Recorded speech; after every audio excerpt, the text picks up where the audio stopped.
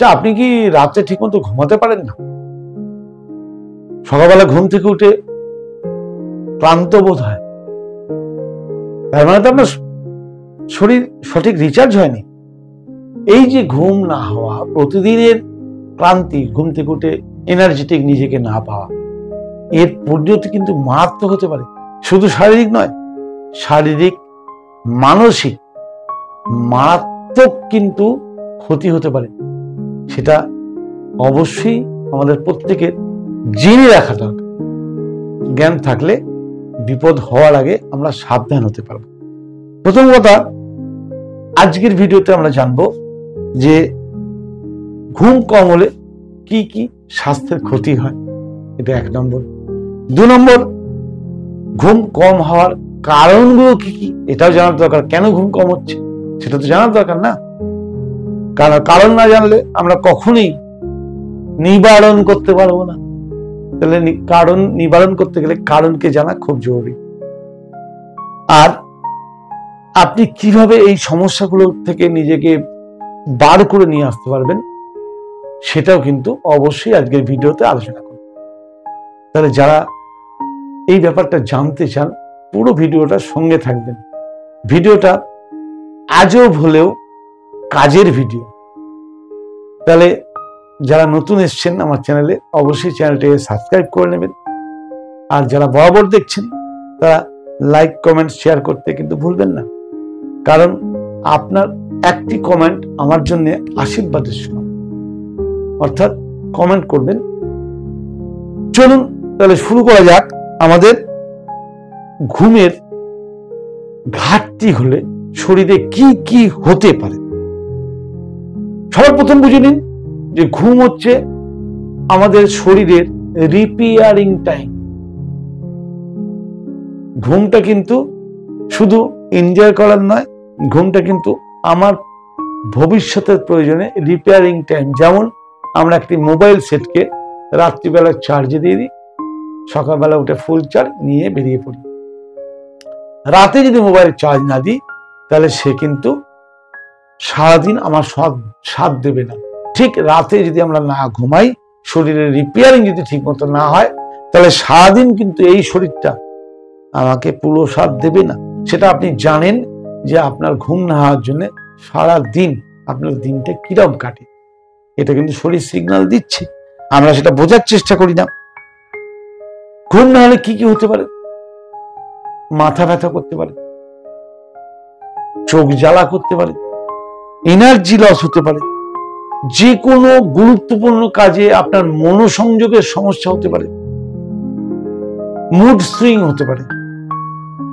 কোন একটা কাজে করতে করতে ভালো লাগছে না, অন্য একটা কাজে গেলেন ভালো লাগছে না। মানে মনকে কোনো কাজে আপনি স্থিরভাবে লিপ্ত করতেই পারবেন না। মুড সুইং হতে পারে। ঘুম কম হলে আমাদের টোটাল বডির যে ইমিউনিটি সিস্টেম, সে সিস্টেম ভেঙে পড়তে শুরু করে। ঘুম কম হলে প্রত্যেকটা বডির যে অর্গান, সেই অর্গানের যে রিজুভিনেটিং সিস্টেমটা, অর্থাৎ পুনর্নির্মাণের যে ব্যবস্থা, সেই ব্যবস্থা বিঘ্ন হওয়ার ফলে প্রতিটি অর্গান ধীরে ধীরে ডিস্ট্রয়ের দিকে যেতে শুরু করে। অর্থাৎ আজকে যে বড় বড় অর্গান ফেলিওর রোগ, তাদের অনেকটাই কারণ ঘুমের ঘাটতি, অর্থাৎ রিপেয়ারিং এর ঘাটতি। রিপেয়ারিং এর সময় যদি আমি ডিস্টার্ব করি, তাহলে এটা হবেই, সঠিক রিপেয়ারিং হয় না। এমনকি উচ্চ রক্তচাপ এবং সুগার, আজকের দিনে সবচেয়ে যেটা বেশ মজাদার এবং ঘরে ঘরে আছে, এটা নাকি এমনি হয়। এমনি হয় না, সেটা আপনার লাইফস্টাইলের কারণে হয়েছে। এই রোগ দুটি আপনার লাইফস্টাইল ডিজিজ, আর এটা ঘুম না হওয়া কিন্তু এই রোগগুলোকে নিমন্ত্রণ করে আনার মতো ব্যাপার। অনেক সময় হয় না, বলে একটা প্রবাদ আছে, ডেকে ডেকে ষাঁড় পোয়াল গাদায় লাগানো। অর্থাৎ খড়ের গাদায় ষাঁড়কে ডেকে এনে লাগানো। ষাঁড় কিন্তু খাবে কম, ছড়াবে বেশি। তা আমাদের শরীরের রোগকে, কম ঘুম কিন্তু আমাদের শরীরের বিভিন্ন রোগকে নিমন্ত্রণ করে নিয়ে আসে। অতএব কম ঘুম যাতে না হয়, সেদিকটা আমাদের খেয়াল রাখাটা খুবই জরুরি। এবার আমি বলবো, এই কম ঘুম হওয়ার পিছনে কারণগুলো কি। সেটাও জেনে নেওয়া দরকার। আজকাল এই কম ঘুমানোর পিছনে বেশিরভাগ কারণ হয়ে দাঁড়িয়েছে বেশিক্ষণ ল্যাপটপ এবং মোবাইলে ব্লু স্ক্রিনে চোখ দিয়ে থাকা, ঘন্টার পর ঘন্টা, দিনের পর দিন। এতে আমাদের সিস্টেম ব্রেকডাউন হয়ে যাচ্ছে। অতএব ল্যাপটপে বা মোবাইলে তার একটা লিমিটেড স্ক্রিন টাইম আপনার সেট করাটা খুব জরুরি। ঘুম কমার আর একটা বড় জিনিস হচ্ছে মানসিক চাপ ও দুশ্চিন্তা। আচ্ছা, তার আগে বলে নি, সঙ্গে এখানে এগুলো টুকরো ব্যাপার, আমি যখনই যে কারণ বলবো তার প্রতিকারটা বলি। তাহলে ল্যাপটপ মোবাইলের কথা যেটা বলছিলাম, 1 নম্বরে যে ল্যাপটপ মোবাইলের অত্যাধিক ব্যবহার আমাদের ঘুম কমার পিছনে একটা বড় কারণ।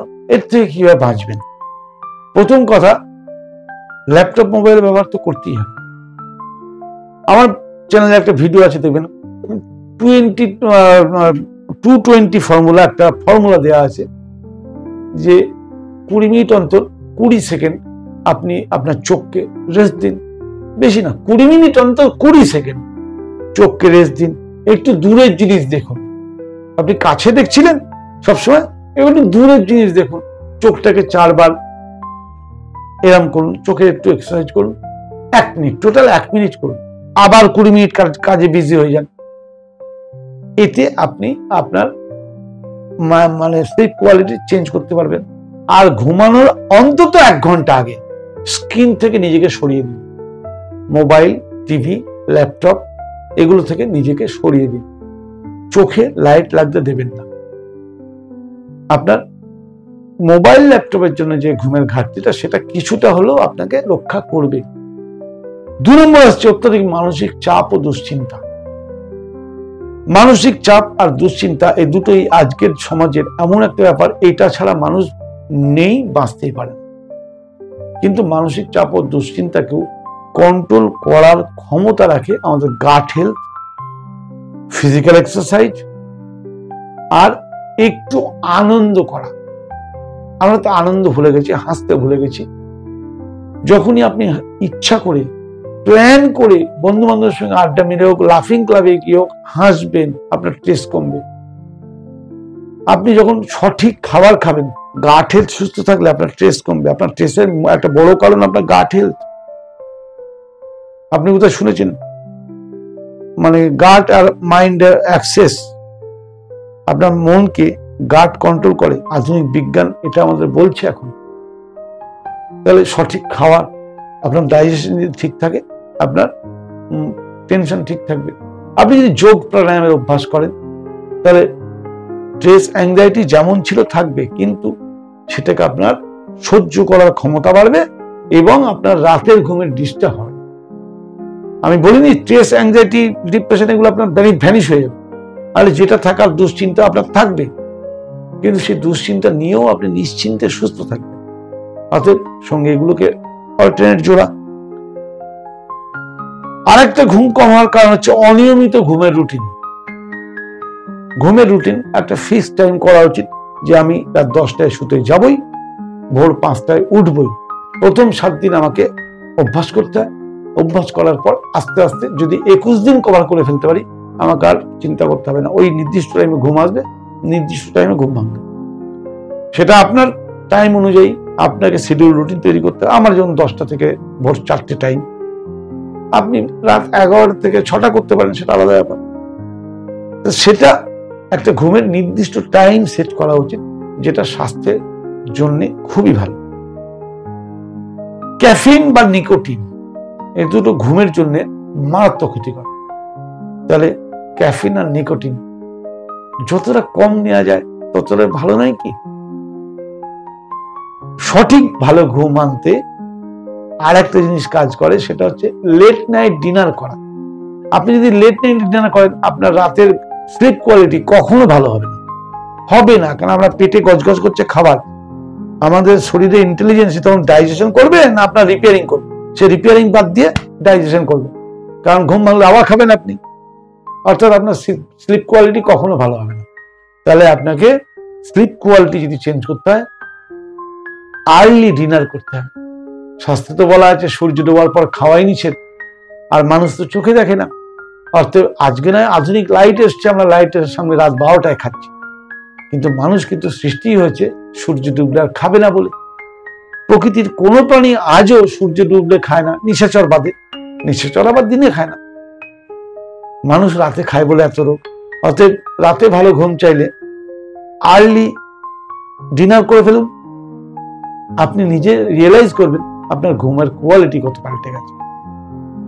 তাহলে এই যে ছোট ছোট সমস্যাগুলো, ছোট ছোট প্রতিকার, আমার মনে হয় আপনি যদি মেনে নেন করা সম্ভব। আর ঘুম কম হলে একটা দিন এত বড় বিপদ আসতে পারে যে আপনার ডিপ্রেশন এমন জায়গায় পৌঁছাতে পারে যে কি বলবো, যে মানুষ পাগল পর্যন্ত হয়ে যাচ্ছে। অতএব সেই দিনটা কার কখন আসবে বলা তো যায় না। অতএব ঘুমকে ইগনোর করবেন না। ঘুমকে খাওয়া যতটা জরুরি, ব্যায়াম করা যতটা জরুরি, ঘুমানোও ততটা জরুরি। শরীর সুস্থ রাখতে ঘুমের দিকে খেয়াল রাখুন, সঠিক রুটিন মেনে ঘুমান, প্রত্যহ শরীর চর্চা করুন, সঠিক খাবার দিকে নজর দিন, সুস্থ থাকবেন, ভালো থাকবেন, এই আশা করে আজকের ভিডিও শেষ করলাম। আগামী ভিডিওতে আবার দেখা হবে নতুন কোনো টিপস নিয়ে।